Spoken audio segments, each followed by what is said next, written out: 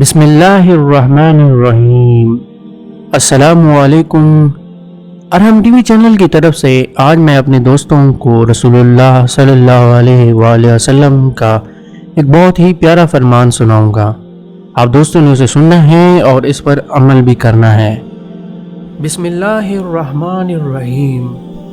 حضرت ابو ہریرہ رضی اللہ سے روایت ہے کہ رسول اللہ صلی اللہ علیہ وسلم نے ارشاد فرمایا، جب بھی اللہ سے دعا کرو تو اس یقین سے مانگو کہ وہ تمہاری دعا ضرور قبول فرمائے گا، اور سن لو اللہ تعالیٰ ایسی دعا کو قبول نہیں کرتا جو غافل اور بے پرواہ دل سے نکلی ہوئی ہو۔